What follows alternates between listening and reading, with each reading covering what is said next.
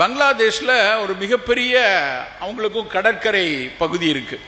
ஒரு கிட்டத்தட்ட அவர் சொன்னது ஒரு 650 கிலோமீட்டர் கடற்கரை பகுதியில் கடற்கரையை ஒட்டி வாழக்கூடிய மக்கள் பல பேருக்கு பங்களாதேஷில் சிறுநீரக தொந்தரவு கூடியிருப்பதாக அவர் ஒரு அறிக்கையை வெளியிட்டார். அவர் என்ன சொன்னார் அப்படின்னா, சுனாமிக்கு பின்னாடியும் ஒருவேளை சுனாமிக்கு பின்னாடியோ இல்லை அதுக்கு முன்னாடி இருந்தோ எங்களுடைய கடற்கரையில் கொஞ்சம் சலினிட்டி கூடியிருக்கிறதுனால, உப்புத்தன்மை மண் பகுதியில் கூடியிருக்கிறதுனால, எங்களுடைய தாவரங்கள் அருகாமை தாவரங்கள் எல்லாத்துலேயும் உப்புச்சத்து கூட இருக்கிறதுனாலையோ பங்களாதேஷின் கடற்கரையை ஒட்டி வாழக்கூடிய மக்களுக்கு சிறுநீரகத்தில் உப்பை பிரித்து எடுக்கக்கூடிய நவீன அறிவியலில் EGFR அப்படிம்பாங்க, எஸ்டிமேஷன் ஆஃப் கிளாமருலோ ஃபில்ட்ரேஷன் ரேட் அப்படின்னு பேர். நம்ம பிளட் டெஸ்ட் போட்டோம்னா யூரியா கிரியாட்டினின் பார்க்கும்போது அந்த கிரியாட்டினின் அளவையும் உங்களுடைய வயதையும் வைத்து கணக்கு போடுவாங்க. அந்த EGFR 90க்கு மேலே இருக்கணும். நல்ல உடலினர்னா 100 110 இருக்கணும். அந்த பங்களாதேஷ் கடற்கரையை ஒட்டி வாழக்கூடிய மக்களில் நிறைய மக்களுக்கு சற்று குறைகிறது. 70 80ன்னு வரக்கூடிய நபர்கள் அதிகம் இருக்கிறாங்க. அவர் என்ன பேசினார்னா, இந்த கடற்கரையை ஒட்டி இருக்கவங்களுடைய சிறுநீரகத்தில் இப்படி ஒரு சிக்கல் இருக்கிறதுனால ஒருவேளை இவர்களுக்கு சர்க்கரை வியாதியும் சேர்ந்துச்சு, அவர்களில் 30% பேர் சர்க்கரை நோயாளிகளாக இருந்தால் வெகு விரைவில் பங்களாதேஷில் சிறுநீரக நோயாளிகள் கூடிடுவாங்களோன்னு ஒரு அச்சத்தை தெரிவித்தார். இது ரொம்ப ரொம்ப முக்கியமானது நமக்கு. நான் உடனே என் மனக்கண்ணில் ஓடியது என்னன்னா, தமிழ்நாட்டில் எத்தனை 100 கிலோமீட்டர், கிட்டத்தட்ட 800 900 கிலோமீட்டர் கடற்கரை எல்லை இருக்கு.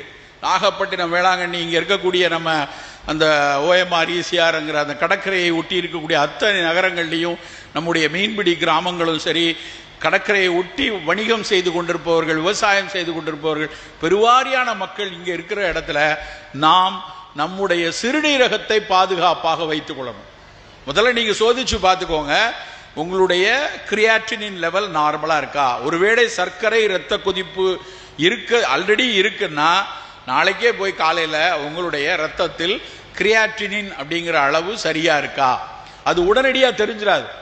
கிரியாட்டினின் அளவு எப்போ உயர ஆரம்பிக்கும்னா, சர்க்கரை உங்களுடைய சிறுநீரகத்தில் 50% மேலே அது பாழ்பட்டதுக்கு அப்புறம் தான் கிரியாட்டினின் கூடும். அதனால முதல்ல கிரியாட்டின் இருக்கான்னு பார்க்கணும். கிரியாட்டின்லாம் நார்மலாக தான் இருக்குது, அப்போ நான் எவ்வளோ வேணாலும் உப்பு சாப்பிடலான்னு நினச்சிடக்கூடாது. நாம் சற்று எச்சரிக்கையாக இருக்கணும்.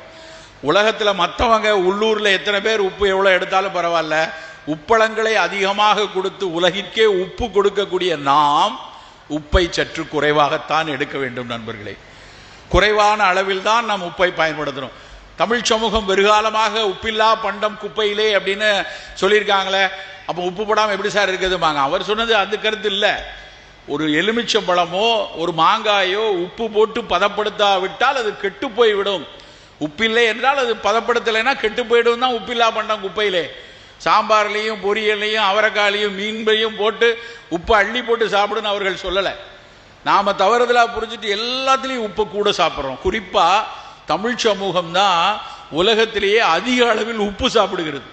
ஆனால் அவ்வளோ சொரணம் இருக்க மாதிரி தெரியல, அது வேற விஷயம். உலகத்தில் எல்லாரும் 4 கிராம் தான், WHO 4 கிராம் தான் ஒரு நாளைக்கு உப்பு சாப்பிட சொல்லுது. நம்ம எவ்வளோ சாப்பிட்றோம் தெரியுமா? நீங்கள் போய் உங்கள் வீட்டில் கணக்கு போட்டு பாருங்க. நல்ல கணக்கு போட்டிங்கன்னா ஒரு மாதத்துக்கு 1 கிலோ உப்பு வாங்கினீங்கன்னா 4 பேர் இருக்கக்கூடிய குடும்பத்தில் ஒரே மாதத்தில் அது காலியாக போயிடுது. அப்படின்னா என்ன அர்த்தம்?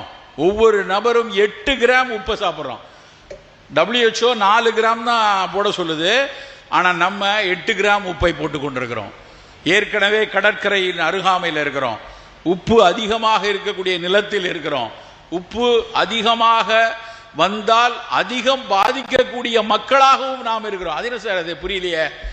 உலகத்தில் அமெரிக்கர்களை விட, ஆப்பிரிக்கர்களை விட, ஐரோப்பிய நாட்டினரும் ஆப்பிரிக்க இனத்தினை விட நம்முடைய சிறுநீரகம் சற்று சின்னது நண்பர்களே. நம்முடைய ஃபில்டர் இருக்கு இல்லையா, கிட்னியில் மில்லியன்ஸ் ஆஃப் ஃபில்டர் இருக்கு. அந்த மில்லியன்ஸ் ஆஃப் ஃபில்டர் அந்த மேற்கத்திய ஐரோப்பிய மக்களினுடைய சிறுநீரகத்தை விட, ஆப்பிரிக்கர்களுடைய சிறுநீரகத்தை விட நம்ம சிறுநீரகம் கொஞ்சம் சின்னது.